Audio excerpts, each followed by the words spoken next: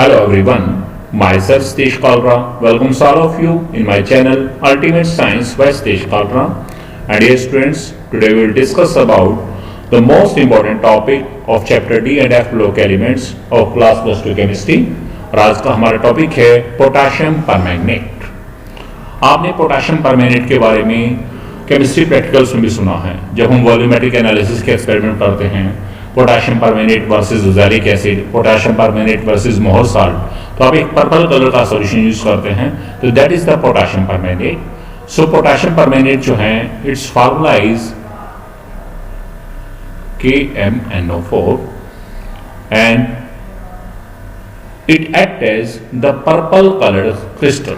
जो नेचर के अंदर एग्जिस्ट कैसे करता है, ये शुरुआत के अंदर पर्पल कलर के क्रिस्टल के रूप में एग्जिस्ट करता है। ठीक है, अब आता है इसका प्रिपरेशन देखें। Then it is preparing the 2 steps. First step है fusion of pyrolusite into potassium manganate. तो पहले स्टेप में पायरोलुसाइड, जिसे मैग्नीज डाइऑक्साइड है MnO2, वो किस में कन्वर्ट होगा, पोटेशियम मैग्नेट पे। अब होगा क्या इस स्टेप में, the finely powdered pyrolusite ore is fused with the potassium hydroxide और potassium carbonate in the presence of air. तो सबसे पहले क्या करते हैं, पायरोलुसाइड है MnO2 को फ्यूजन करते हैं किसके साथ, पोटेशियम हाइड्रोक्साइड के साथ भी कर सकते हैं, पोटेशियम कार्बोनेट के साथ भी कर सकते हैं, इन द प्रेजेंस ऑफ एयर। तो इस केस में होगा क्या, हमारे पास ये रिएक्शन है 2MnO2 + 4KOH + O2। तो उस केस में होगा क्या, green colour potassium manganate is form. और पोटेशियम मैंगनेट का फॉर्मूला क्या है, K2MnO4। क्या है, K2MnO4। याद रखिएगा, पोटेशियम परमैंगनेट का फॉर्मूला KMnO4 है, ऊपर आप देख भी रहे हैं। और पोटेशियम मैंगनेट उसका फॉर्मूला K2MnO4 है। साथ में क्या होगा, वाटर रिलीज होगा। अब बैलेंस करेंगे, देखिएगा ये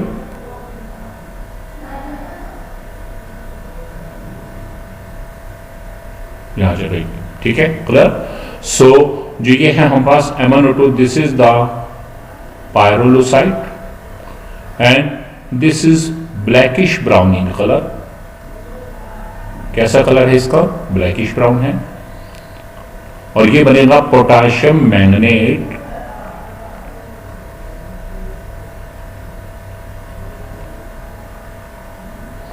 और इसका कलर कैसा है, ग्रीन। ठीक है, अब इस KOH की जगह हम K2CO3 भी ले सकते हैं। तो जब K2CO3 लेंगे तो उस केस में क्या होगा, K2MnO4 और साथ में क्या है, कार्बन डाइऑक्साइड रिलीज होगी। क्लियर, इसे आप बैलेंस कर सकते हैं।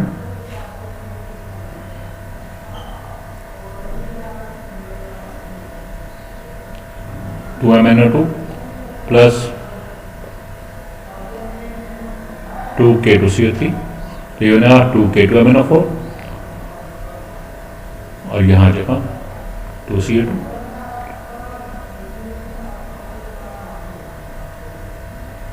ठीक है, तो यहां हम दोनों में से जिस मेथड को मर्जी यूज करना है कर सकते हैं। Either we can use the KOH potassium hydroxide और we can use the potassium carbonate. अब हमारे पास ये फर्स्ट टेक्निक क्या है, हमारे पास पोटेशियम मैंगनेट की फॉर्मेशन हुई, जो ग्रीन कलर के क्रिस्टल्स है, ग्रीन कलर का substance. In the second step oxidation of potassium manganate into potassium permanganate will take place. अब K2MnO4 किस में कन्वर्ट होगा, KMnO4 में। This is called the chemical oxidation. In this step carbon dioxide और chlorine is pass through the green solution of the potassium manganate. अब हम इसमें carbon dioxide भी पास कर सकते हैं या क्लोरीन पास कर सकते हैं, किस में से, K2MnO4 के सॉल्यूशन में से। ठीक है, and in this case the purple coloured crystals of potassium permanganate are form. तो हमने क्या लिया, K2MnO4, this is the potassium manganate, this is green colour solid. इसकी हमें रिएक्शन करानी है, आपकी चॉइस है कार्बन डाइऑक्साइड से कीजिए, आपकी चॉइस है क्लोरीन से कीजिए। मान लो मैं क्लोरीन से कर रहा हूं, तो होगा क्या, यहाँ 2। अब आप देख रहे हैं पोटेशियम टोटल कितने हैं, 2 × 4। इनमें से 2 पोटेशियम रह जाएंगे MnO4 के साथ और 2 पोटेशियम बाहर निकलेंगे, वो Cl साथ मिलकर कहेंगे 2KCl। तो ये हमारे पास बन जाएगा potassium permanganate. And this is purple colour crystals. ठीक है, अब हम चाहे तो Cl2 यूज करें, चाहे हम कार्बन डाइऑक्साइड भी यूज कर सकते हैं यहां पर। तो जब कार्बन डाइऑक्साइड यूज करेंगे तब क्या होगा देखिएगा,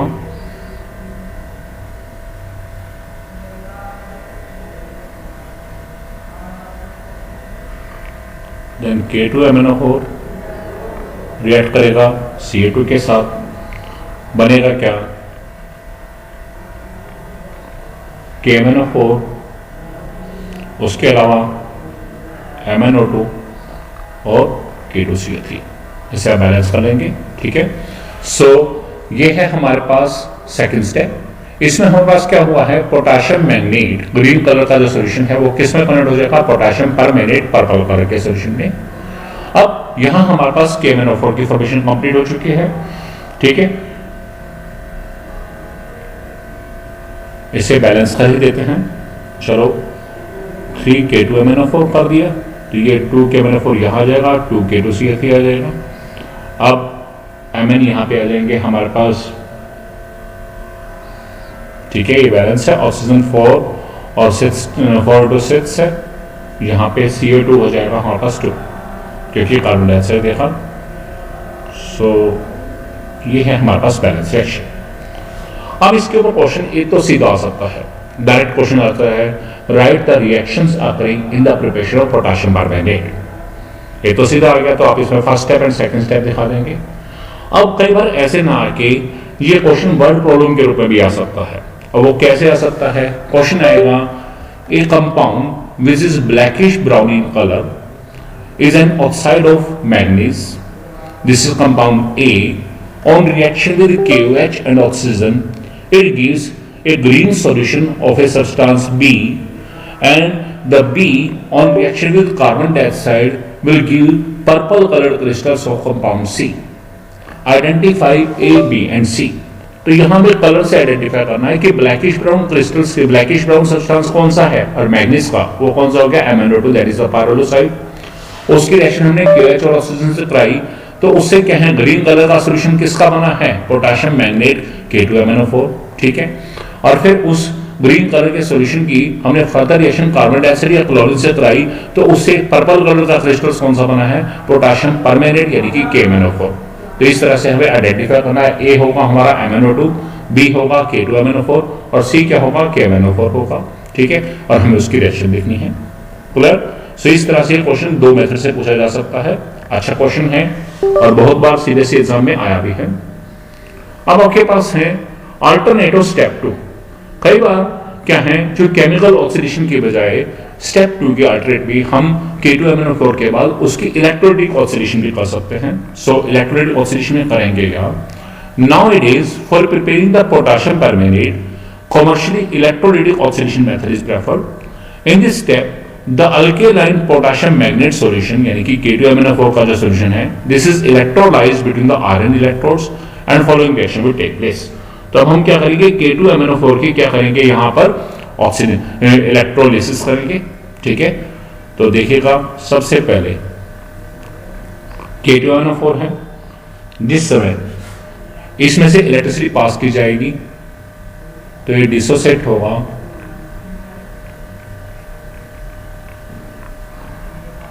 K positive plus 1 MnO4 minus 2। साथ में एक्वा सॉल्यूशन है तो H2O भी डिसोसिएट होगा, किसमें, H positive plus OH negative.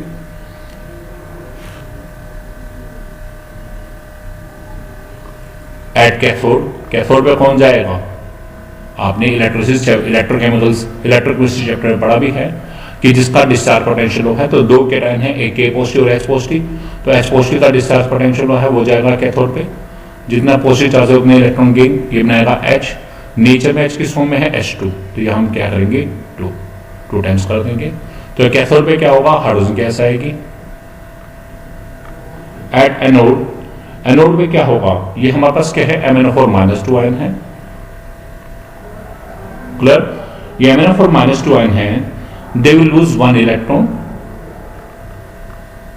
तो ये बनेगा MnO4 माइनस आयन। ठीक है, तो यहां पर जब हम देखें इलेक्ट्रॉन इक्वल करने हैं तो ये 2 है, तो इसे 2 से मल्टीप्लाई कर देंगे तो ये चीज क्लियर। सो एनोड से 2 इलेक्ट्रॉन निकल रहे हैं, ठीक है। कैथोड 2 इलेक्ट्रॉन गेन कर रहा है, कैथोड पे 2 इलेक्ट्रॉन गेन, और एनोड से 2 इलेक्ट्रॉन लिए जा रहे हैं, ठीक है क्लियर। सो यहां पर MnO4 -2 आयन ये क्या था, दिस इज मैंगनीट आयन। तो जो ग्रीन कलर का सॉल्यूशन है वो किस में कन्वर्ट हो जाएगा, MnO4 नेगेटिव क्या है, that is the permanganate ion, purple colour में कन्वर्ट हो जाएगा क्लियर।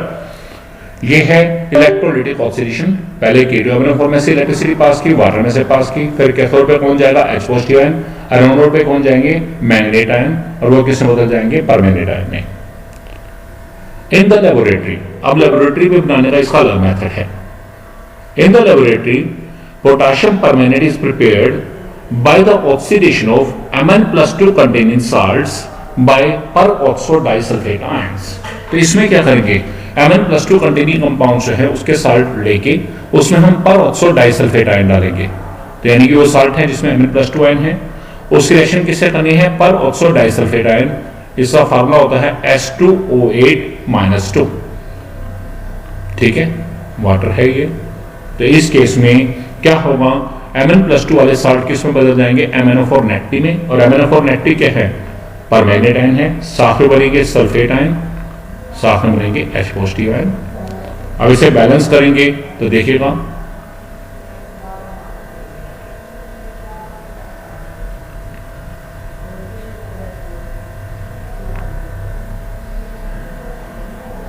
उस समय में ये रिएक्शन होगी। सो Mn+2 वाले salt, this is the peroxo disulphate ion, इसके साथ रिएक्शन करेंगे, ठीक है, और वो किस में बदल जाएंगे, MnO4 नेगेटिव, और MnO4 नेगेटिव क्या है, परमैंगनेट आयंस। सो ये है method of preparation of potassium permanganate. Mainly क्या है क्वेश्चन आपके पास, पोटेशियम परमैंगनेट की प्रिपरेशन आती है फ्रॉम पायरोलोसाइट, जिसमें स्टेप 1 एंड स्टेप 2 फॉलो करना है।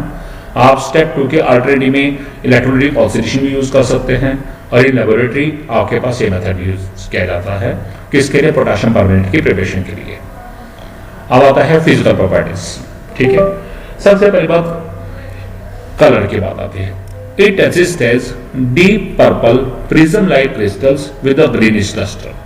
अब ये नेचर के अंदर कैसे एग्जिस्ट करेगा, पर्पल कलर के हैं और प्रिज्म लाइक क्रिस्टल्स होगी और उसकी ग्रीनिश लस्टर होगी, यानी कि ग्रीन कलर की थोड़ी चमक होगी। नेक्स्ट है solubility, it is moderately soluble in water at room temperature. Room temperature पर पानी में डिसॉल्व तो होगा लेकिन कम डिसॉल्व होगा। नेक्स्ट है एक्शन ऑफ हीट, जब हम पोटेशियम परमैंगनेट को हीट करते हैं, whenever potassium permanganate is heated at 513 Kelvin, then it forms potassium manganate along with oxygen gas। तो हमने क्या करा, KMnO4 है, जब उसे हीट करते हैं किस पर, 513 केल्विन पर, तो उस समय KMnO4 किस में कन्वर्ट होगा, K2MnO4, साथ में क्या बनेगा, MnO2, और साथ में क्या बनेगा, O2। क्लियर। सो पोटेशियम परमैंगनेट किस में कन्वर्ट हो जाएगा, पोटेशियम मैंगनेट में। तो देखिए आपने अभी ऊपर पढ़ा कि हमारे पास पोटेशियम मैंगनेट से पोटेशियम परमैंगनेट बना सकते हैं, और पोटेशियम परमैंगनेट को जब 513 केल्विन पे से हीट करेंगे तो ये वापस किस पे कन्वर्ट हो जाएगा, potassium manganate.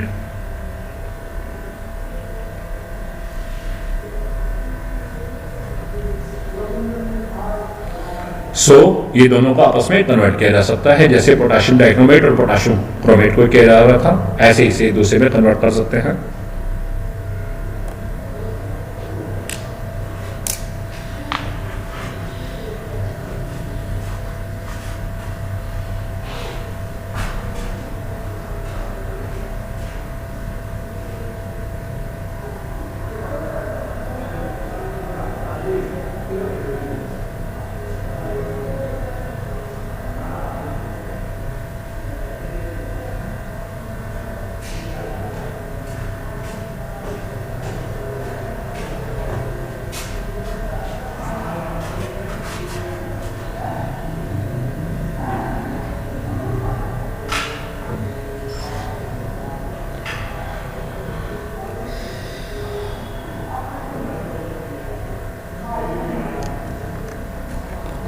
Next, oxidising action of potassium permanganate. आपने पोटाशियम डाइक्रोमेट का भी ऑक्सीडाइजिंग एक्शन पढ़ा, अब यहां है पोटाशियम परमैंगनेट का oxidisation. Potassium permanganate acts as strong oxidizing agent in the neutral solution, alkaline solution and most commonly in acid solution। जबकि potassium dichromate कैसे ऑक्सीडाइजिंग में काम कर रहा था, सिर्फ एसिडिक मीडियम में, जबकि neutral medium, alkaline medium and acidic medium तीनों में ही काम करेगा। कैसे? ऑक्सीडाइजिंग एजेंट के रूप में। तो लगभग वैसा ही चलेगा जैसे पोटाशियम डाइक्रोमेट में था। पहला है oxidising action in acidic medium. तो जिस समय पोटाशियम परमैंगनेट ऑक्सीडाइजिंग एजेंट के रूप में काम करेगा एसिडिक मीडियम में या न्यूट्रल मीडियम में या अल्केलाइन मीडियम में, तो उस समय आपको पता है जैसे डाइक्रोमेट में किया था, दो इक्वेशंस होंगी, one is the molecular equation, second क्या है आयनिक इक्वेशन। हमें ये इक्वेशंस लर्न करनी है। तो जब पोटाशियम परमैंगनेट एक्ट कर रहा है ऑक्सीडाइजिंग एजेंट के रूप में इन एसिडिक मीडियम में, potassium permanganate as oxidising agent in acidic medium, तो देखिएगा क्या रिएक्शन होगी। सबसे पहले है मॉलिक्यूलर इक्वेशन, आपको लर्न करनी है। मैंने बताया था मॉलिक्यूलर इक्वेशन और आयनिक इक्वेशन दोनों ही लर्न करनी है। तो मॉलिक्यूलर इक्वेशन क्या होगी? 2K1O4 plus 3H2SO4 that is K2SO4 plus 2MnSO4 plus 3H2O plus 5 nascent oxygen. ये इक्वेशन आपने वॉल्यूमेट्रिक एनालिसिस के जब एक्सपेरिमेंट किए हैं आपने लैब के अंदर, तो वहां भी ये इक्वेशन यूज की है बोरसाल्ट वर्सेस KMnO4 के एक्सपेरिमेंट में, ऐसे ही KMnO4 वर्सेस ऑक्सैलिक एसिड के एक्सपेरिमेंट्स में लिखते टाइम। तो this is the molecular equation, learn करनी है। 2KMnO4 plus 3H2SO4 that is K2SO4 plus 2MnSO4 plus 3H2O plus 5 nascent oxygen. अब आयनिक इक्वेशन क्या होगी?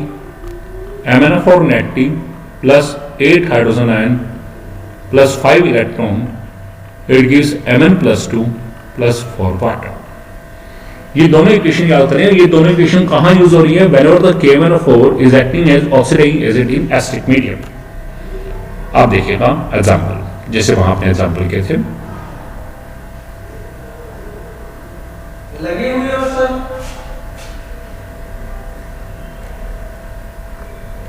हाँ जी सर। और द्विवेदी सर कर भी पोज करें।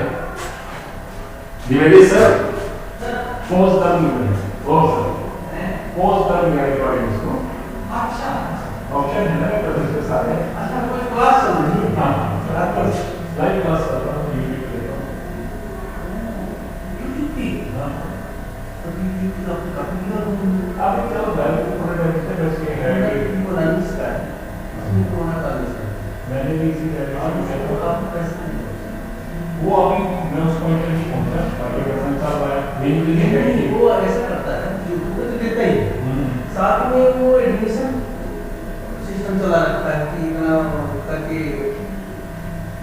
बेचता भी कैसे पैसे से खरीद के उन लोग क्लास लगाते हैं। ये बहुत बढ़िया सिस्टम मुझे करना चाहिए, हम तो थोड़ा पीछे हैं। और ये असल के फिर बात है चैनल बनाते हैं हम ये चैनल है जो जितना भी सरकार दोनों का चैनल हमारा है। अरे प्रेशर हाँ जी क्या? हाँ बोलो अगर पोज करके आए हो पोज करा के तो नहीं वो फिर सर ना 2-3 बार आए ना फिर उन्होंने कोई अगर उसको काम हो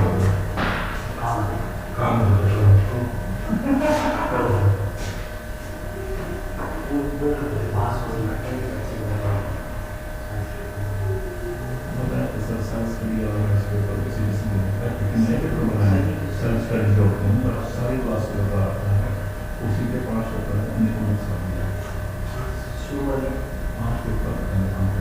उसमें प्रैक्टिस पेपर में जाके उसके सॉल्यूशंस आते हैं सेल्फ स्टडी डॉक्यूमेंट साइट पर प्रैक्टिस पेपर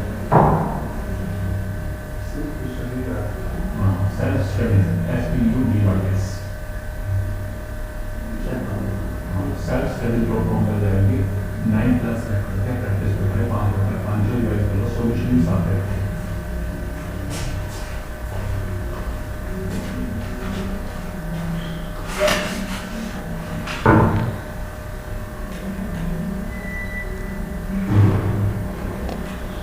देखिए इसके एग्जांपल। फर्स्ट एग्जांपल है it oxidise hydrogen sulphide to sulphur. बिल्कुल वैसे ही करेंगे जैसे पोटेशियम डाइक्रोमेट में थे। अब ये पहले लिख देंगे मॉलिक्यूलर इक्वेशन। अभी अपने मॉलिक्यूलर इक्वेशन देखिए कि क्या है मॉलिक्यूलर इक्वेशन। 2K1O4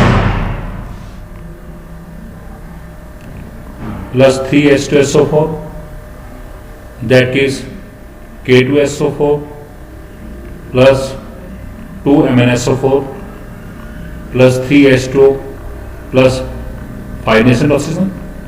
आप दूसरी इक्वेशन लिखेंगे जो ऑक्सीडाइज करने वाली है। हमने देखा कि पोटेशियम परमैंगनेट हाइड्रोजन सल्फाइड को किसमें बदल रहा है, सल्फर में। पेपर में सिर्फ ये लिखा आएगा how potassium permanganate will oxidise hydrogen sulphide. उसमें ये नहीं बताया था कि किस में बदलना है। तो आपको याद रखना है कि हाइड्रोजन सल्फाइड को किस में बदला है, सल्फर में। पहले ये लिख लेंगे। दूसरी चीज हम क्या करेंगे, लेफ्ट साइड नेसेंट ऑक्सीजन डाल देंगे। अब शुरू करेंगे बैलेंस करना। सबसे पहले एटम इक्वल। अब देखिए सल्फर के 1 एटम बराबर है। अब लेफ्ट साइड एक H2 पड़ा और एक O, राइट साइड कुछ नहीं है तो राइट साइड भी क्या देगा, H2O। ये हो जाएगा। अब इन दोनों इक्वेशन को ऐड करना है और ऐड करते समय क्या होना चाहिए, नेसेंट ऑक्सीजन कैंसल। तो फर्स्ट इक्वेशन में 5 नेसेंट ऑक्सीजन है, सेकंड में 1, तो सेकंड को 5 से मल्टीप्लाई करेंगे और फिर ऐड करेंगे। तो क्या होगा, 2K1O4 plus 3H2SO4 plus 5H2S plus 5 nascent oxygen that is K2SO4 plus 2MnSO4 plus 3H2 यहां है और 5H2 यहां बन जाएंगे तो 5 1 5, यानी कि टोटल क्या हो गए 8H2O plus 5 sulphur plus 5 nascent oxygen. ये 5 नेसेंट ऑक्सीजन से कैंसिल हो जाएंगे। सो ये हमारा रिजल्ट आ जाएगा।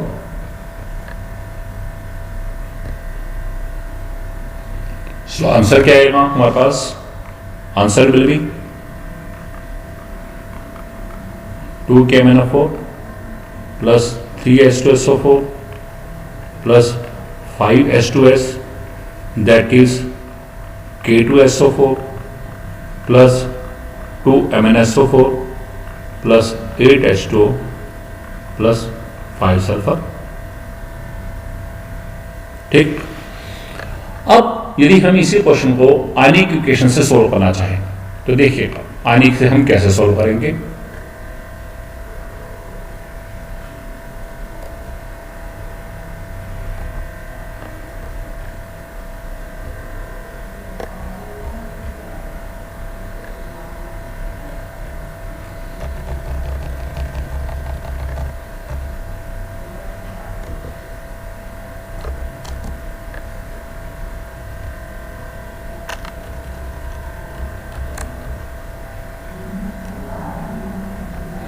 अब H2S को हम सल्फर में बदलते हैं आयनिक इक्वेशन। तो आप क्या लिखेंगे, it oxidises hydrogen sulphide into sulphur. अब हम आयनिक के हिसाब से चल रहे हैं तो पहले क्या आएगा, MnO4 नेटिव आयनिक इक्वेशन आएगी। ये वाली ionic equation as it is, क्योंकि ये इक्वेशन जो है हमारे को ये first equation as it is आनी है, इसलिए दोनों इक्वेशन आपको लर्न होनी चाहिए और आपको मीडियम जरूर पता होना चाहिए कि किस मीडियम में रिएक्शन हो रही है। तो आयनिक इक्वेशन है तो ये वाली इक्वेशन लिखेंगे पूरी।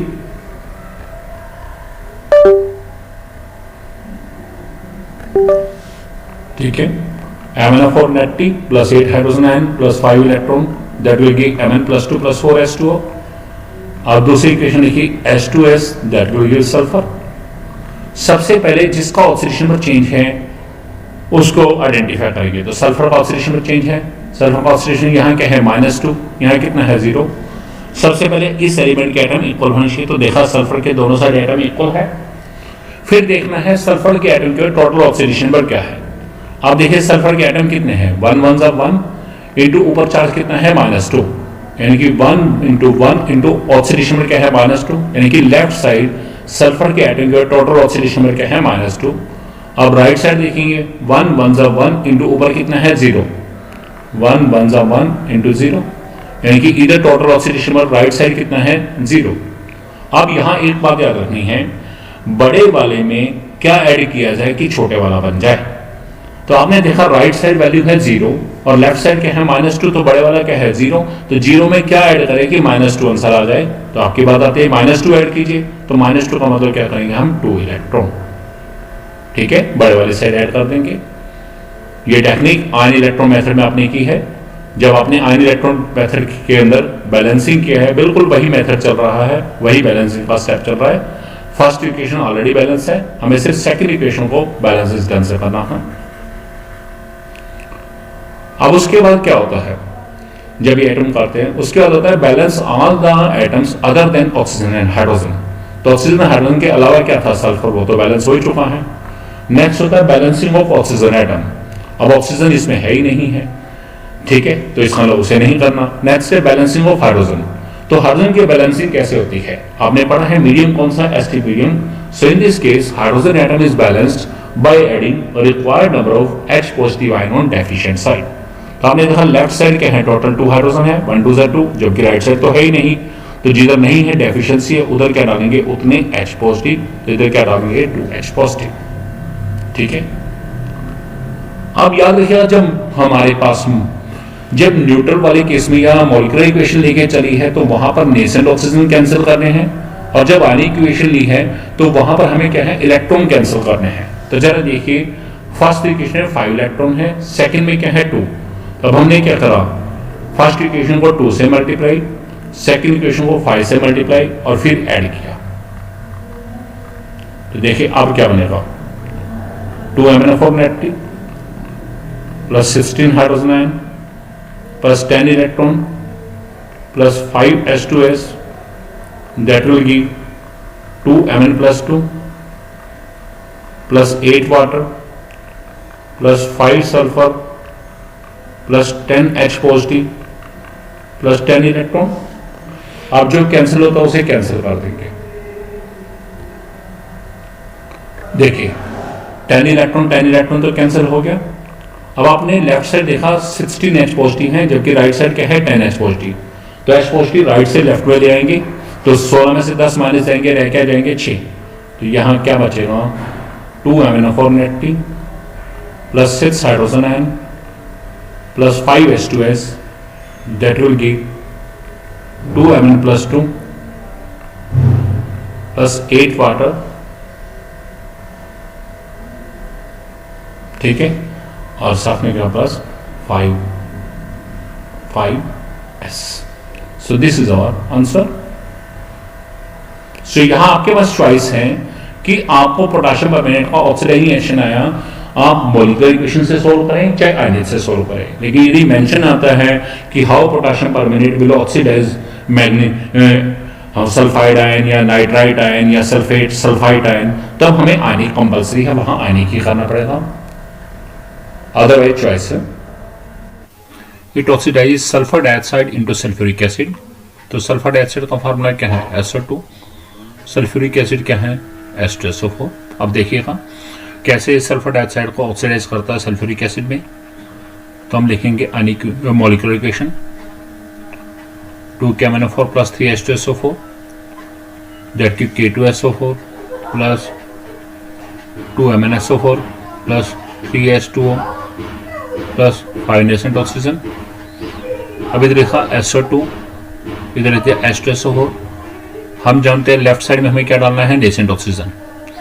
अब जब हम एटम इक्वल करेंगे तो आप क्या देखते हैं, सल्फर के एटम दोनों साइड इक्वल हैं, ऑक्सीजन के लेफ्ट साइड टोटल 3 एटम है, जबकि राइट साइड के हैं 4, यानी कि 1 ऑक्सीजन कम है और साथ साथ 2 हाइड्रोजन कम है लेफ्ट साइड में। तो हम यहाँ क्या डाल देंगे, H2O। अब देखिए इक्वल है, अब इक्वल है तो अब इसे ऐड करना है, तो क्या करेंगे, नेसेंट ऑक्सीजन कैंसिल। तो फर्स्ट इक्वेशन में 5 नेसेंट ऑक्सीजन है, सेकंड में क्या है 1, तो इसे 5 से मल्टीप्लाई और फिर ऐड।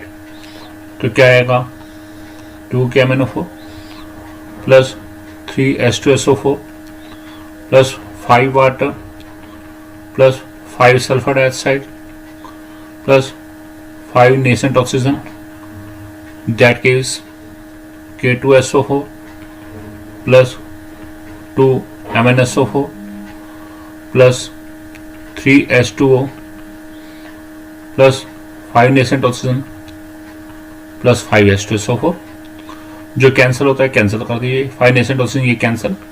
अब जरा देखिए यहाँ 5 वाटर हैं, राइट साइड के हैं 3, तो 3 वाटर लेफ्ट साइड लेके आएंगे, 5 - 3 2 रह जाएंगे। ऐसे आपने देखा लेफ्ट साइड 3 H2SO4 है, राइट साइड के हैं 5, तो H2SO4 राइट साइड लेके जाएंगे तो 5 - 3 2 रह जाएंगे। तो फाइनली क्या बचेगा, 2 KMnO4 plus 2 water plus 5 SO2 that gives K2SO4 plus 2 MnSO4 plus 2 H2SO4। सो ये हमारा आ जाएगा आंसर। इस तरह से KMnO4 क्या कर रहा है, सल्फर डाइऑक्साइड को सल्फ्यूरिक एसिड में ऑक्सीडाइज कर रहा है। नेक्स्ट है it oxidises sulphide ions into sulphate ion. अब सल्फाइड का फॉर्मूला क्या होता है, SO3 - 2। सल्फेट का फॉर्मूला क्या होता है, SO4 - 2। तो अब हम यहां क्या लिखेंगे, आयनिक इक्वेशन हमने लिखा MnO4 negative plus 8 hydrogen ion plus 5 electron that will give Mn + 2 plus 4 water. अब लेफ्ट साइड लिखा SO3 - 2, राइट साइड क्या है SO4 - 2। जब हम सल्फर का ऑक्सीडेशन में निकालते हैं यहाँ पे क्या आएगा +4, यहाँ क्या है +6। तो आपने देखा सल्फर के टोटल एटम दोनों साइड कितने हैं, 1 1 है, लेकिन लेफ्ट साइड में सल्फर के टोटल ऑक्सीडेशन पर क्या होगा, जब हम एटम का ऑक्सीडेशन से मल्टीप्लाई करेंगे तो 1 × +4 राइट साइड क्या होगा +6। तो बड़ा कौन सा है +6, तो +6 में क्या ऐड करें कि +4 आ जाए, -2, तो हम यहाँ 2 इलेक्ट्रॉन ऐड करेंगे। ठीक है, अब उसके बाद अगला स्टेप क्या होता है हमारे पास, जब ऑक्सीडेशन की बैलेंसिंग कर लेते हैं देन उसके बाद क्या करते हैं, balance all the item other than oxygen and hydrogen. Oxygen hydrogen को छोड़ के सल्फर था वो बैलेंस हो चुका है। नेक्स्ट है बैलेंसिंग ऑफ ऑक्सीजन। अब आपने देखा लेफ्ट साइड 3 ऑक्सीजन है जबकि राइट साइड 4, यानी कि 1 ऑक्सीजन कम है। तो ऑक्सीजन की डेफिशिएंसी कैसे पूरी करते हैं, बाय एडिंग वाटर। तो लेफ्ट साइड वाटर डाल देंगे, अब ऑक्सीजन इक्वल। अब हाइड्रोजन की बैलेंसिंग, तो लेफ्ट साइड हाइड्रोजन टोटल कितने हैं 2, जबकि राइट साइड एक भी नहीं है, तो एसिडिक मीडियम है तो हम क्या डाल देंगे 2H पॉजिटिव। अब जब आयनिक इक्वेशन है तो यहाँ इलेक्ट्रॉन कैंसिल होने चाहिए। फर्स्ट इक्वेशन में 5 इलेक्ट्रॉन है, सेकंड में क्या है 2, तो फर्स्ट इक्वेशन को 2 से मल्टीप्लाई, सेकंड को 5 से और फिर ऐड करेंगे। तो देखिए क्या आएगा, 2 MnO4 negative plus 16 hydrogen ion plus 10 electron plus 5 H2O plus 5 SO3 - 2 that will give 2 Mn + 2 plus 8 water plus 5 SO4 - 2 plus 10 electron plus 10 H positive, जो कैंसिल है कैंसिल। इस तरह से H पॉजिटिव दोनों तरफ है तो एक तरफ कर देंगे, इसी तरह से वाटर दोनों तरफ है उसे एक तरफ कर देंगे। ठीक है, सो वो हमारे पास आ जाएगा फाइनल आंसर। नेक्स्ट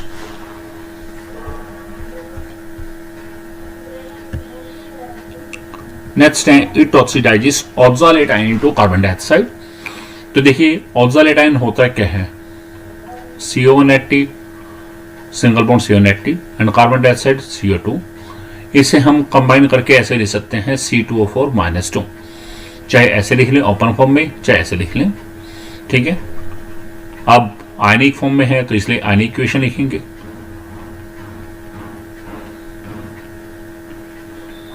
ये इक्वेशंस आपको लर्न होनी चाहिए, मैंने आपको बताया है मॉलिक्यूलर इक्वेशन आयनिक इक्वेशन दोनों ही लर्न होनी चाहिए। अब आपने देखा फर्स्ट ऑफ ऑल यदि हम देखें सबसे पहले कार्बन का ऑक्सीडेशन पर चेंज हो रहा है, तो ऑक्सालेट आयन में कार्बन का ऑक्सीडेशन है +3 और कार्बन डाइऑक्साइड में कार्बन का ऑक्सीडेशन क्या है +4। तो सबसे पहले कार्बन के एटम बैलेंस किए तो ये आ जाएगा 2। उसके बाद ऑक्सीडेशन में की बैलेंसिंग करेंगे जैसे अन इलेक्ट्रॉन मेथड में, तो यहाँ क्या करना पड़ेगा राइट साइड 2 इलेक्ट्रॉन। उसके बाद आप चेक करेंगे और एटम कौन से हैं, ऑक्सीजन है, left side total 4 atom, right side भी 4, यानी कि इक्वल है, हाइड्रोजन है ही नहीं, तो ये बैलेंस हो चुका है।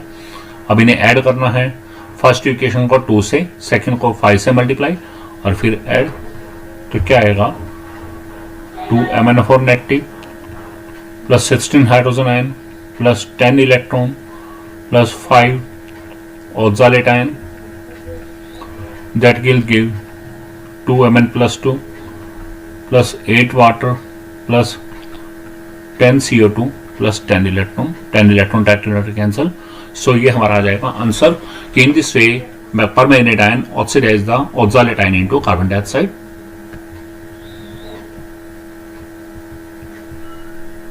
नेक्स्ट है it oxidises halogen acid into halogen. अब हेलोजन एसिड क्या होते हैं? HH, H क्लोरीन भी हो सकता है, ब्रोमीन भी, into halogen H2। For example हम कहते हैं कि इसने HCl को Cl2 में कन्वर्ट किया, तब हम क्या लिखेंगे? Molecular equation. तो मॉलिक्यूलर इक्वेशन क्या है? 2KMnO4 plus 3H2SO4 that gives K2SO4 plus 2MnSO4 plus 3H2O plus 5 nascent oxygen. अब हमने इस साइड लिखा HCl, उधर लिखना है Cl2 प्लस नेसेंट ऑक्सीजन, तो आना है लेफ्ट साइड में। अब एटम इक्वल कीजिए, तो आपने देखा क्लोरीन के लेफ्ट साइड 1 एटम है, राइट साइड 2, तो इधर 2 कर दिया। अब देखा हाइड्रोजन लेफ्ट साइड हो गया 2 और एक ऑक्सीजन भी है, जबकि राइट साइड कुछ भी नहीं है, तो 2 हाइड्रोजन और 1 ऑक्सीजन यानी क्या होगा? वाटर। तो राइट साइड 1 वाटर डाल देंगे। ये बैलेंस हो चुके हैं। अब इन्हें ऐड करना है, नेसेंट ऑक्सीजन कैंसिल, तो 5 से मल्टीप्लाई और फिर ऐड, तो क्या आएगा? 2KMnO4 plus 3H2SO4 plus 10HCl plus 5 nascent oxygen that gives K2SO4 plus 2MnSO4 plus 3H2 यहाँ है और 5 1 5, 5H2 नीचे है, तो इनकी टोटल क्या होगा? 8H2O प्लस 5 नेसेंट ऑक्सीजन और 5 1 5 यानी कि 5Cl2, ये कैंसल। ठीक है, क्लियर? सो ये हमारे पास आ जाएगी equation. So in this way potassium permanganate oxidise halogen acid into halogen. Next है it oxidises ferrous sulphates into ferric sulphate. अब हम जानते हैं फेरस सल्फेट का फार्मूला क्या है? FeSO4, और फेरिक सल्फेट का फार्मूला क्या है? Fe2SO4 thrice. तो यहां आपकी चॉइस है, आप इसे मॉलिक्यूलर से करना चाहिए, आयनिक है। तो यदि आयनिक इक्वेशन की बात करूं तो फेरस सल्फेट में कौन से आयन होंगे? Fe+2, और फेरिक में फेरिक सल्फेट में कौन सा आयन होंगे? Ferric ion. तो मैं दोनों से ही बता देता हूं। पहले मैं मॉलिक्यूलर के हिसाब से 2KMnO4 plus 3H2SO4 that gives K2SO4 plus 2MnSO4 plus 3H2O plus 5 nascent oxygen, ये आ जाएगा। ठीक है, अब दूसरी इक्वेशन क्या होगा? इधर लिखा FeSO4, इधर Fe2SO4 थ्राइस। हम जानते हैं लेफ्ट साइड में 1 नेसेंट ऑक्सीजन, तो शुरुआत में डाल देना है। अब बैलेंस करना शुरू किया। सबसे पहले हम Fe इक्वल करते हैं, तो आपने देखा लेफ्ट साइड Fe कितने हैं? 1, राइट साइड कितने हैं? 2, तो 2 से मल्टीप्लाई, Fe इक्वल हो गया। अब आती है SO4 की। लेफ्ट साइड SO4 टोटल कितने हैं? 2, जबकि राइट साइड क्या है? 3, यानी कि लेफ्ट साइड 1 SO4 कम है, तो SO4 कैसे बैलेंस करेंगे? H2SO4 डाल दिए, तो लेफ्ट साइड H2SO4 डाल दिया। अब Fe भी इक्वल हो गया SO4 भी। अब देखा लेफ्ट साइड एक H2 और एक नेसेंट ऑक्सीजन पड़ा है, यानी कि H2O पड़ा है, राइट साइड कुछ नहीं है, तो यहाँ हम क्या डालेंगे? वाटर। अब ऐड करते समय nascent oxygen cancel. First equation में 5 नेसेंट ऑक्सीजन है, जबकि सेकंड में क्या है? 1, तो सेकंड वाले को 5 से मल्टीप्लाई करेंगे और फिर ऐड कर देंगे, तो क्या आएगा? 2KMnO4 प्लस 3H2SO4 ये रहे और 5 1 5 ये, टोटल क्या होंगे? 8H2SO4 हो जाएंगे, प्लस 2 5 10 क्या होंगे? देखिएगा, ये 5 है, 5 2 10 FeSO4 हो जाएगा, और साथ ही 5 नेसेंट ऑक्सीजन। अब इधर देखिए K2SO4 plus 2MnSO4 plus 3 water ये हैं और 5 1 5 वाटर ये हैं, टोटल क्या होंगे? 8 water plus 5 nascent oxygen plus 5 Fe2SO4 thrice, जो कैंसिल होता है, कैंसिल, नेसेंट ऑक्सीजन कैंसिल। अब आप देखेंगे हमारे पास कुछ और है कैंसिल होने वाला, नहीं है। So this is our equation. So in this way potassium permanganate oxidise ferrous sulphate into ferric sulphate. अब हम इसकी आयन इक्वेशन करते हैं। तो मैंने बताया है पोटेशियम परमैंगनेट क्या करेगा, it oxidises ferrous ions into ferric ions. तो Fe+2 आयन को किस करेगा, फेरिक आयंस में। तो अब इसके लिए हम क्या करेंगे, आयन इक्वेशन हम लिखेंगे MnO4 negative plus 8 hydrogen ion plus 5 electron, that will give Mn+2 plus 4 water. अब left side Fe+2, right side Fe+3। तो आपने देखा ऑक्सीडेशन में चेंज किसका हो रहा है, Fe का। तो सबसे पहले जिसका ऑक्सीडेशन में चेंज है उस एलिमेंट के एटम इक्वल, तो आपने देखा दोनों साइड Fe के एटम इक्वल हैं। फिर देखते हैं left side total oxidation number क्या है। हम जानते हैं Fe+2 किस फॉर्म में, मोनोटॉमिक आयन। तो मोनोटॉमिक आयन में ऑक्सीडेशन नंबर किसके बराबर होता है, चार्ज के, यानी कि Fe का ऑक्सीडेशन +2 है, इधर क्या है +3। अब कैसे देखते हैं, left side total oxidation number, Fe के टोटल एटम है 1 1 1 इंटू इस ऑक्सीडेशन से मल्टीप्लाई करेंगे, तो 1 1 1 इंटू +2, और इधर देखिए 1 1 1 इंटू +3। तो एक साइड +2 एक साइड +3, तो +3 में क्या ऐड करेंगे, +2 बन जाए -1 मतलब 1 इलेक्ट्रॉन। तो हम क्या करेंगे, राइट साइड 1 इलेक्ट्रॉन ऐड कर देंगे और ये ऑक्सीडेशन नंबर वाले रब कर देंगे, ठीक। अब हमें क्या देखना है, balance all the atom other than oxygen and hydrogen. Oxygen hydrogen है ही नहीं है, और ऑक्सीजन हाइड्रोजन के अलावा Fe था वो बैलेंस हो चुका है। अब क्या करेंगे, इन्हें ऐड करेंगे, और ऐड करते समय इलेक्ट्रॉन कैंसल। तो आप देखा इसमें 5 है, इसमें क्या है 1 इलेक्ट्रॉन। तो सेकेंड इक्वेशन को 5 से मल्टीप्लाई और फिर ऐड, तो क्या आएगा, MnO4 negative plus 8 hydrogen ion plus 5 electron plus 5 Fe+2, that will give Mn+2 plus 4 water plus 5 Fe+3 plus 5 electron, ये 5 इलेक्ट्रॉन कैंसल।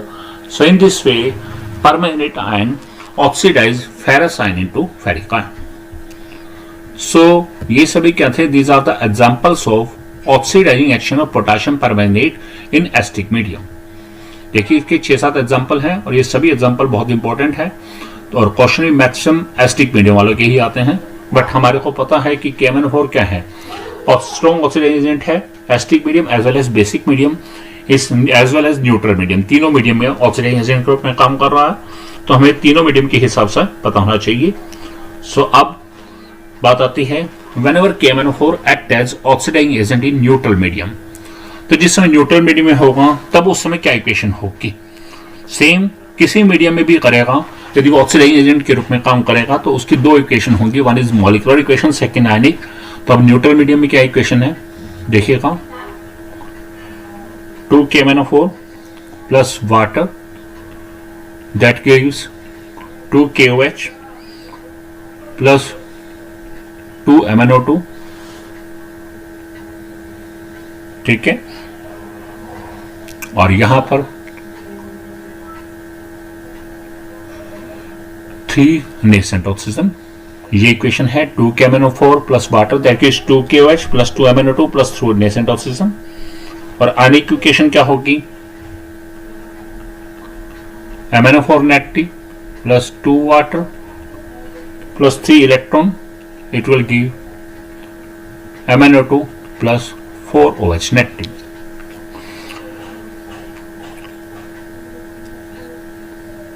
ठीक है, ये दोनों इक्वेशन याद रखनी है कि जिस समय KMnO4 ऑक्सीडाइजिंग एजेंट के रूप में काम कर रहा है न्यूट्रल मीडियम में, तो ये इक्वेशन है, पहले वाली मॉलिक्यूलर इक्वेशन, दूसरी आयनिक, ठीक है। ये इक्वेशन उससे डिफरेंट है, तो एसिडिक मीडियम के लिए अलग इक्वेशन याद करनी पड़ेगी 2, न्यूट्रल मीडियम के लिए अलग 2 होंगी, और ऐसे ही अल्केलाइन मीडियम के लिए 2 और, यानी कि इसमें टोटल 6 इक्वेशन लर्न करनी पड़ेंगे। और हमें क्वेश्चन में ऑक्सीडाइजेशन के क्वेश्चन में ये देखना है कि मीडियम कौन सा मेंशन है। अब जरा देखिए example, it oxidises hydrogen sulphide into sulphur. तो हाइड्रोजन सल्फाइड का फॉर्मूला H2S, सल्फर में कन्वर्ट। अब देखिए मॉलिक्यूलर इक्वेशन लिख के चलेंगे, ये रही 2 KMnO4 plus H2O that gives 2 KOH plus 2 MnO2 plus 3 nascent oxygen. Second equation लिखिए H2S, right side sulphur, nascent oxygen को डालना है लेफ्ट साइड में। अब देखिए क्या ये इक्वेशन बैलेंस है? सेकंड वाली नहीं है, बैलेंस नहीं है। आप देखिए सल्फर सल्फर तो दोनों साइड इक्वल है, लेकिन लेफ्ट साइड 2 H और 1 ऑक्सीजन है, जबकि राइट साइड कुछ नहीं है, तो हम राइट साइड क्या डालेंगे? वाटर। अब देखिए ये इक्वेशन बैलेंस है, ठीक है। अब नेसेंट ऑक्सीजन कैंसिल होने चाहिए, तो फर्स्ट इक्वेशन में 3 नेसेंट ऑक्सीजन है, जबकि सेकंड में क्या है? 1। तो इसे 3 से मल्टीप्लाई करेंगे और फिर ऐड करेंगे। अब देखिए आंसर क्या आएगा? आंसर विल बी 2KMnO4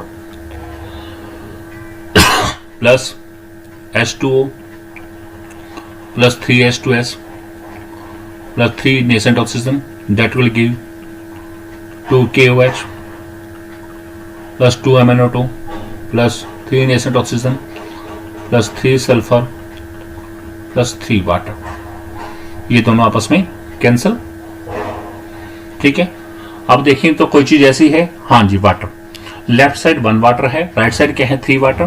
तो लेफ्ट साइड वाले 1 वाटर को राइट साइड ले जाएंगे तो 3 - 1 क्या रह जाएगा? 2। तो फाइनल आंसर क्या निकल के आएगा? 2KMnO4 plus 3H2S, that will give 2KOH plus 2MnO2 plus 3 sulphur plus 2 water. Clear? तो ये हमारे पास this is the final answer.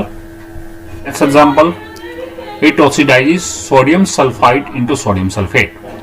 तो सोडियम सल्फाइड, ये स्पेलिंग गलत है, SULPHITE है। तो सोडियम सल्फाइड का फार्मूला Na2SO3, सोडियम सल्फेट क्या है? Na2SO4। अब मॉलिक्यूलर के हिसाब से चलते हैं। अब ये अपने मॉलिक्यूलर इक्वेशन देखिए कि क्या होगी इसकी मॉलिक्यूलर इक्वेशन।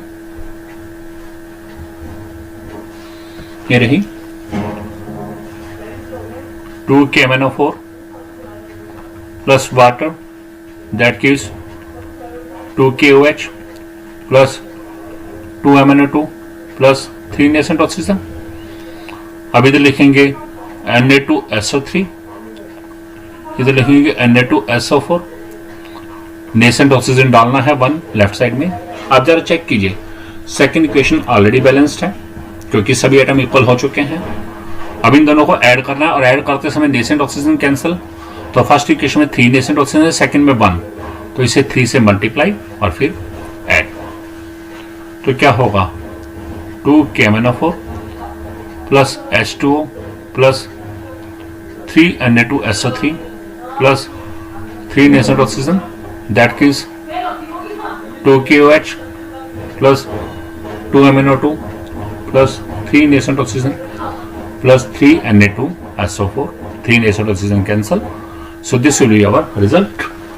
So ये था oxidising action of potassium permanganate in neutral medium.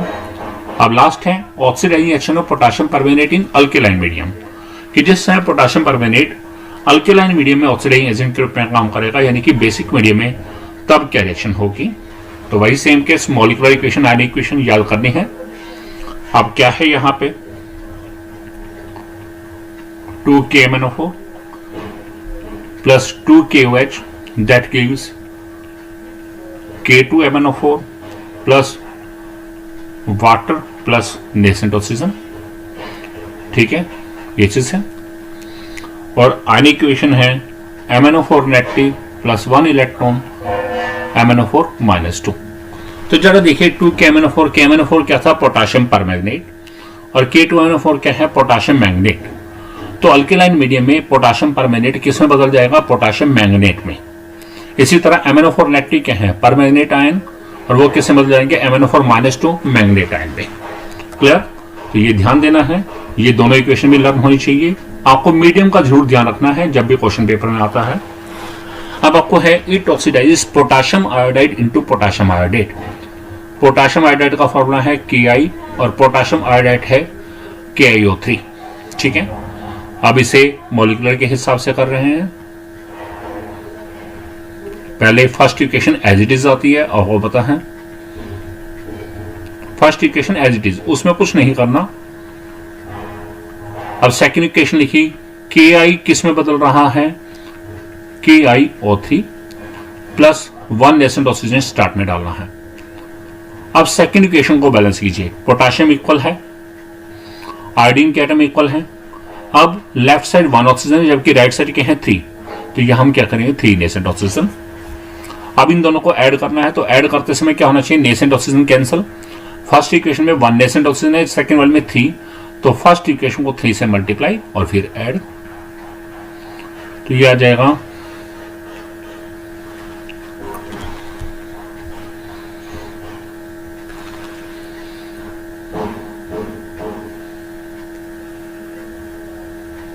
So finally क्या निकल के आएगा answer, 6 KMnO4 plus 6 KOH plus Ki plus 3 nascent oxygen, that will give 6 K2MnO4 plus 3 water plus 3 nascent oxygen plus KiO3, ये cancel. So in this way potassium permanganate oxidize potassium iodide into potassium iodate in alkaline medium. Second example, ध्यान से देखिएगा first example, ये alkaline medium का है। Second example है it oxidises ethene into ethylene glycol, तो ethene का formula होता है CH2 डबल बॉन्ड CH2 और इथाइलिन ग्लाइकोल क्या होता है CH2OH single bond CH2OH। IUPAC name इसका इथेन 1,2 डाइओल है।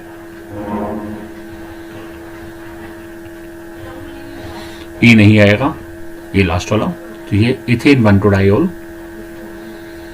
और इथीन को हम इकट्ठा कंडेंस करके या सॉरी मॉलिक्यूलर फॉर्मूला फॉर्म में लिखे तो C2H4 भी ले सकते हैं, दिस इज इथीन।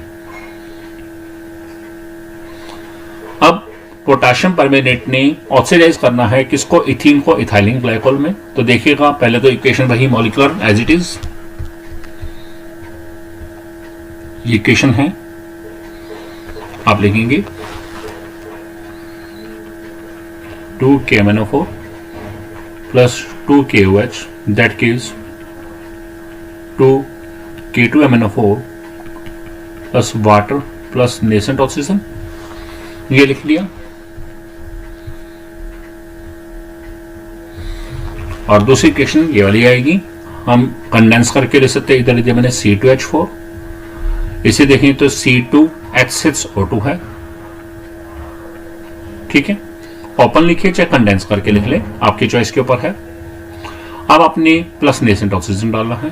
अब जरा चेक कीजिए, इक्वल करना है, हमें बैलेंस करना है सेकंड इक्वेशन को, तो C2 है बराबर है, H कितने हैं 4, यहां कितने हैं 6, यानी कि 2 हाइड्रोजन कम है, ऑक्सीजन 2 चाहिए, अभी 1 ऑक्सीजन पड़ा है, यानी कि 1 ऑक्सीजन लेफ्ट साइड कम है, यानी कि 2 हाइड्रोजन और 1 ऑक्सीजन कम है, तो हम क्या डालेंगे वाटर। अब बैलेंस हो क्या है, अब इन्हें ऐड करना है, तो आप देखिए नेसेंट ऑक्सीजन ऑलरेडी इक्वल है, तो सीधा ही ऐड हो जाएगा, तो क्या होगा 2 KMnO4 plus 2 KOH plus water plus ethene को हमने ऐसे लिख लिया CH2 double bond CH2 plus nascent oxygen that gives 2 K2MnO4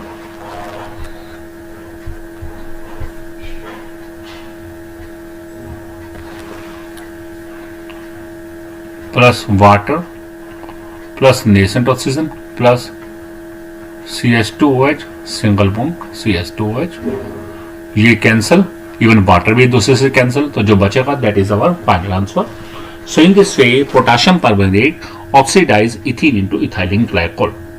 सो यहां हमारा ऑक्सीडाइजेशन कंप्लीट होता है, तो आपको ध्यान से देखना है कि मीडियम कौन सा दिया है, फिर उसके हिसाब से डिसाइड करना है कि मॉलिक्यूलर इक्वेशन क्या लेंगे और आयनिक इक्वेशन क्या लेंगे, ठीक है, क्लियर। तो ये इस हिसाब से चलेगा। नेक्स्ट टॉपिक क्या हमारे पास, structure of permanganate ion and manganate ion, इन दोनों की स्ट्रक्चर। तो यदि हम देखें परमैंगनेट का फॉर्मूला क्या था MnO4 नेगेटिव और मैग्नेट आयन का फॉर्मूला क्या था MnO4-2, ठीक है। तो यदि हम इनकी स्ट्रक्चर देखते हैं तो पहले परमैंगनेट आयन Mn है, ठीक है, इसमें जस्ट लाइक टेट्राहेड्रल स्ट्रक्चर होती है वैसे ही है, लेकिन इसमें क्या है 1 तो डबल सिंगल बॉन्ड है और बाकी तीनों क्या है डबल बॉन्ड है, यहां सभी ऑक्सीजन आ जाएंगे और ये ऑक्सीजन कौन सा है O नेगेटिव, क्लियर। ये थोड़ा सा सही करके ले देते हैं। So this is the structure of permanganate ion. और मैग्नेट आयन में क्या है, वही सेम केस, एक O नेगेटिव यहां है ये double bond as it is, ये double bond as it is, और इनमें से कोई भी एक बॉन्ड को ऑन एक्टिव बना देंगे। तो यहां आपने क्या देखा, ये स्ट्रक्चर है परमानेंट आयन की, ये किसकी है, मैग्नेट आयन की।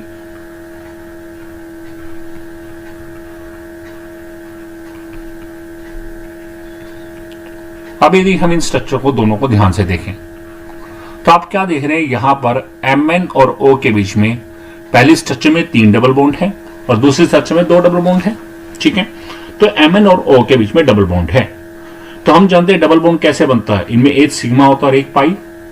अब आप देखेंगे मैग्नीज कैसा है, this is a transition elements. तो ट्रांजिशन एलिमेंट्स में क्या ऑर्बिटल होते हैं, कौन सा ऑर्बिटल है, डी ऑर्बिटल, जो बॉन्ड फॉर्मेशन में यूज होते हैं। ऑक्सीजन नॉन मेटल है, ठीक है, और कॉन्फिगरेशन क्या होती है, 1s2 2s2 2ph2 2py1 2pz1, इसमें p ऑर्बिटल है।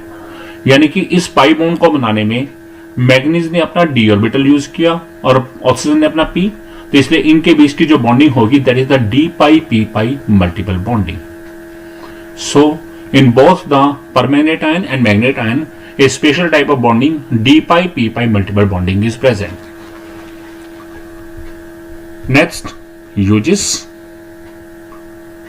अब पोटेशियम परमैंगनेट के बारे में फर्स्ट यूज है, it is often used in the volumetric analysis for the estimation of ferrous salts, oxalates, iodides, ठीक है, and hydrogen peroxide. However it not act as the primary standard.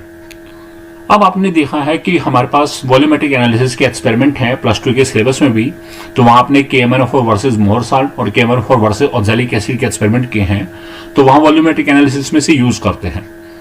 किस लिए करते हैं, for the estimation of ferrous salts, oxalate, iodide and hydrogen peroxide, इन सब के estimation के लिए। बट इसके साथ एक प्रॉब्लम क्या है, it does not act as the primary standard. Question आता है why it does not act as the primary standard, because it is difficult to obtain it in pure state. इसे प्योर स्टेट में obtain करना difficult है and free from impurities, और impurities के बिना, ठीक है, प्योर स्टेट में। And therefore it is firstly standardised with a standard solution of oxalic acid. इसलिए इसे सबसे पहले ऑक्सैलिक एसिड के स्टैंडर्ड सॉल्यूशन के साथ स्टैंडर्डाइज करना पड़ता है, तब इसे यूज करते हैं। इन the volumetric analysis involving potassium permanganate, आपने पोटेशियम परमैंगनेट के एक्सपेरिमेंट किए हैं जो वॉल्यूमेट्रिक एनालिसिस में, the presence of dilute H2SO4 is required. हमें उसमें टेस्ट ट्यूब dilute H2SO4 की डालनी पड़ती है, बट कभी ध्यान दिए वहां हम HCl और HNO3 नहीं डालते, बट HCl और HNO3 can not be used. Reason क्या है, because sulphuric acid does not give any oxygen of its own. Sulphuric acid खुद से कोई ऑक्सीजन नहीं दे पाता to oxidise the reducing agent, while KMnO4 plus dilute H2SO4 जब दोनों का मिक्सचर हो जाता है, then it produces oxygen and this is used to oxidize the reducing agent। और उस समय में ऑक्सीजन प्रोड्यूस होगी और वो क्या करेगी, रिड्यूसिंग एजेंट को ऑक्सीडाइज करेगी। अब बात है एक्सेल में क्या होगा। In case if HCl is used, मान लो एक्सेल यूज कर दें, then O2 is produced from KMnO4 plus HCl. इस दोनों के मिक्सचर से O2 प्रोड्यूस होगी, but this O2 is partly used up to oxidise the hydrogen chloride into chlorine. तो ये O2 जो है, थोड़ी बहुत O2 जो है वो HCl को Cl2 में कन्वर्ट करने में यूज हो जाएगी, इसलिए हमारे पास O2 की कमी रह जाएगी। Next, in case HNO3 is used, तो HNO3 खुद क्या है, एक ऑक्सीडाइजिंग एजेंट है। It is used as an it itself act as oxidising agent and it will also partly oxidise the reducing agent.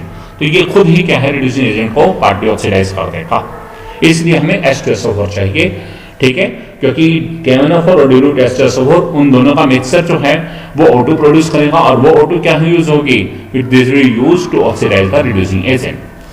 Next, second use इसका क्या है,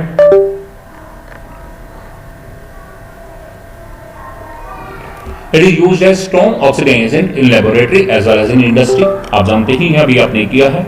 third point, third use क्या है, alkaline potassium permanganate is used for testing the unsaturation in organic compound. Organic compound के अंदर unsaturation को test करने के लिए अल्केलाइन KMnO4 यूज होता है एज ए बेयर्स रिएजेंट या बेयर्स टेस्ट भी बोलते हैं। नेक्स्ट, फोर्थ है, potassium permanganate is used as disinfectant and germicide. Disinfectant mean micro organism को मारने के लिए यूज होता है, एंड जर्मिसाइड भी है, जर्म्स को मारने के लिए। A very dilute solution of potassium permanganate is used for washing the wounds and gargling for mouth sore। wounds को वॉश करने के लिए भी इसे यूज करते हैं, और gargling के लिए भी। It is also used for bleaching of wool, cotton and silk textile fibers and for the decolorization of oils। ये ब्लीचिंग एजेंट के रूप में भी यूज होता है, वूल को ब्लीच करना है, कॉटन को, सिल्क को, इन सब को ब्लीच करना है, और इवन ऑयल्स का कलर को डीकलराइज करना है, उसमें यूज होगा ऑयल्स के कलर को रिमूव करने के लिए। It is also use for the purification of water of stingy wells. कई बार जो कुएं हैं, कुएं में पानी खराब हो जाता है, उसमें स्मेल आनी शुरू हो जाती है, तो वहां भी इसको कैमिनोफोर को यूज किया जाता है for purification of water. And this is all about potassium permanganate. Very important topic है आपका ये D&F ब्लॉक एलिमेंट्स का, पोटाशियम डाइक्रोमेट और पोटाशियम परमैंगनेट। दोनों ही बहुत ही ज्यादा इंपॉर्टेंट टॉपिक हैं, क्योंकि दोनों के ही या तो प्रिपरेशन के मेथड्स पूछे जाते हैं, ठीक है, या फिर उनके ऑक्सीडेटिंग एक्शन से रिलेटेड क्वेश्चंस बहुत ज्यादा आता है। सो होप, मुझे लगता है कि आप सभी को बहुत अच्छे से समझ आ गया है। और मैंने पोटाशियम डाइक्रोमेट का वीडियो जो है उसका लिंक भी आपने इस वीडियो के डिस्क्रिप्शन में डाल दिया है, क्योंकि जिन स्टूडेंट्स ने पोटाशियम डाइक्रोमेट यदि नहीं किया है तो वो वहां से रिवाइज कर सकते हैं। और इन दोनों टॉपिक को अच्छे से तैयार कीजिएगा, क्योंकि सीबीएसई में एक 5 मार्क्स का क्वेश्चन डायरेक्टली इन्हीं में से सेट हो जाता है। कभी प्रिपरेशन से रिलेटेड पूछा जाता है, कभी हमारे पास इससे रिलेटेड पूछा जाता है, और कभी कंबाइंड में पूछा जाता है, ठीक है। सो ये श्योर क्वेश्चंस हैं प्रिपरेशंस के और ऑक्सीडाइजिंग एक्शंस के, और इसके अलावा आपको पूरा ही करना है K2Cr27 and K1O4। Hope you learned a lot from my video. If you like my video, then you can share my video and you can subscribe my channel Ultimate Science by Satish Kalra. Thanks a lot.